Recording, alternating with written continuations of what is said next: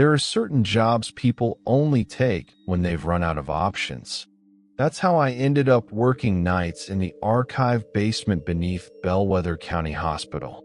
The pay was decent, the work was simple, and according to the man who hired me, the only rule that mattered was this: whatever you hear after 2:13 a.m., do not answer it.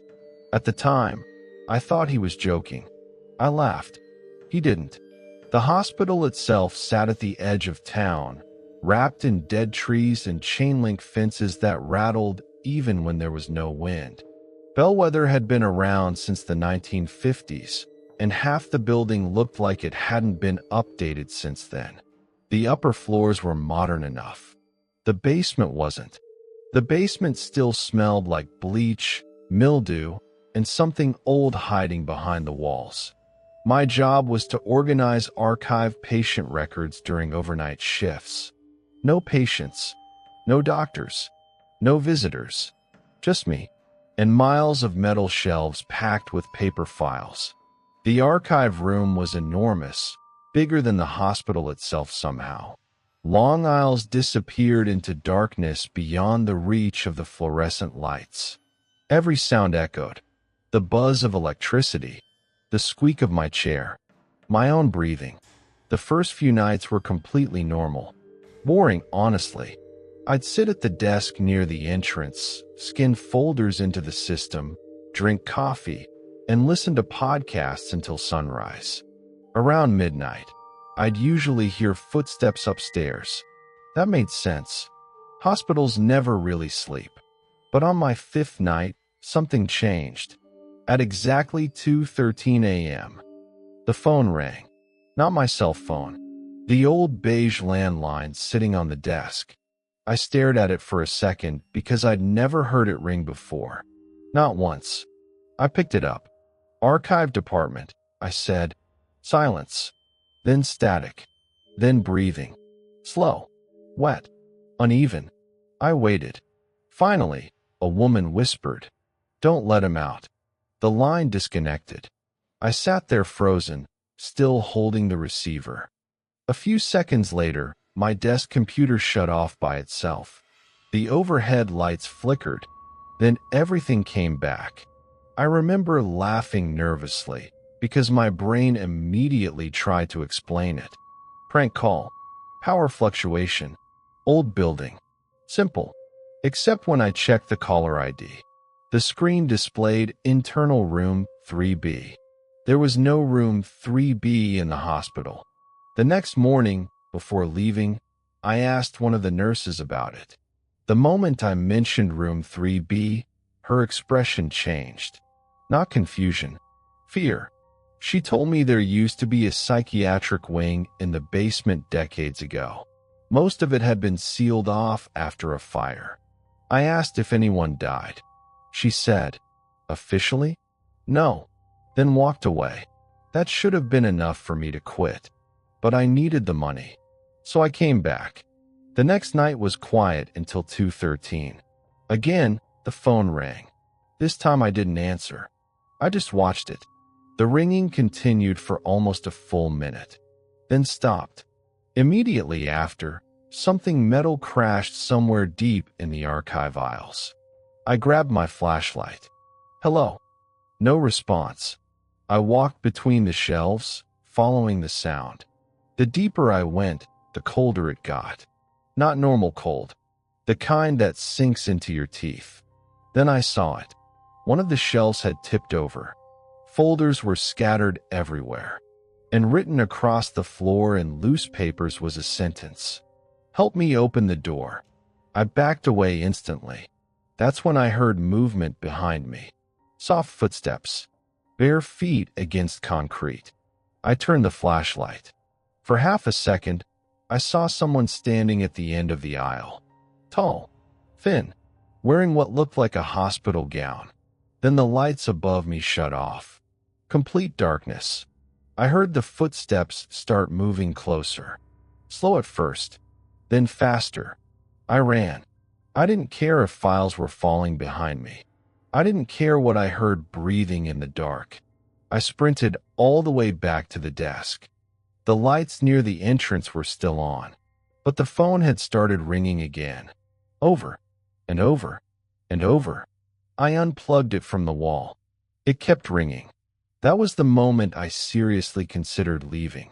Then the ringing stopped, and from somewhere in the basement, a voice screamed. Not a normal scream. It sounded distorted, like several people screaming at once. I left before sunrise. When I got home, I couldn't sleep. I kept hearing the breathing from the phone in my head.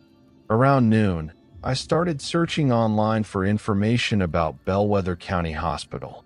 Most of the old records were gone, but after digging through newspaper archives, I found one article from 1978. A patient in the psychiatric wing had disappeared during a basement fire. No body was recovered. According to the article, several nurses claimed they still heard him calling for help through the intercom system after the fire had already been extinguished.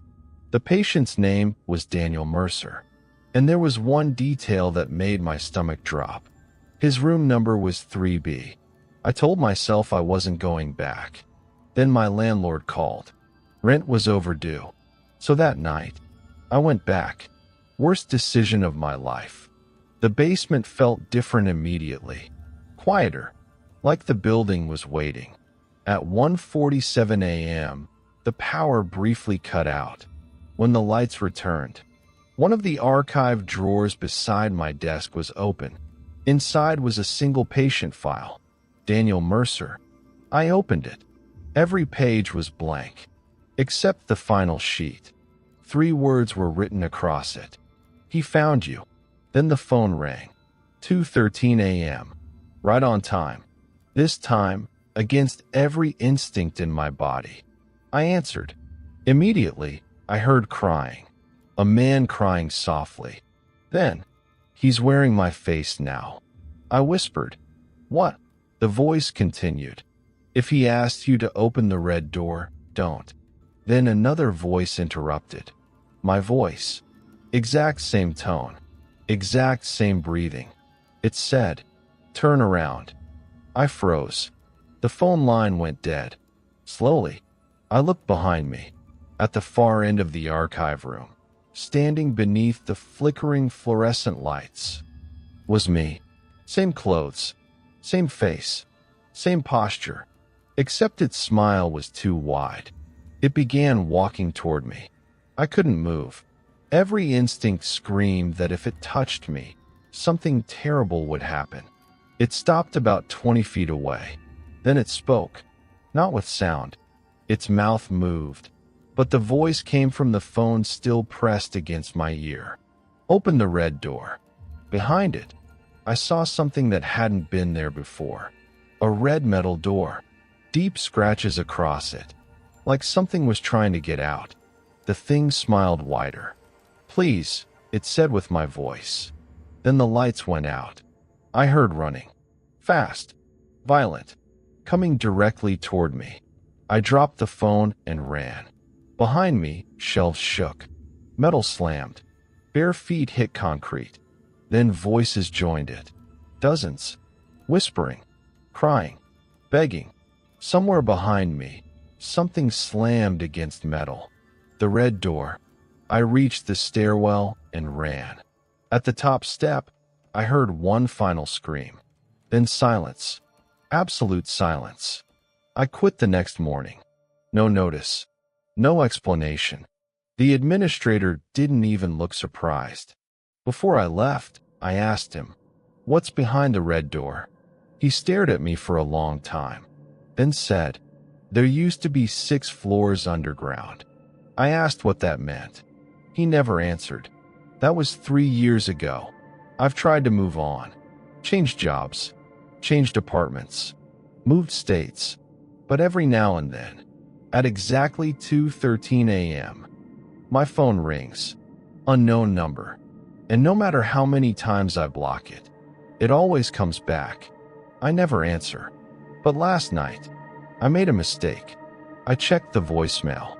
There was only one message. My own voice whispering, "You left the door open."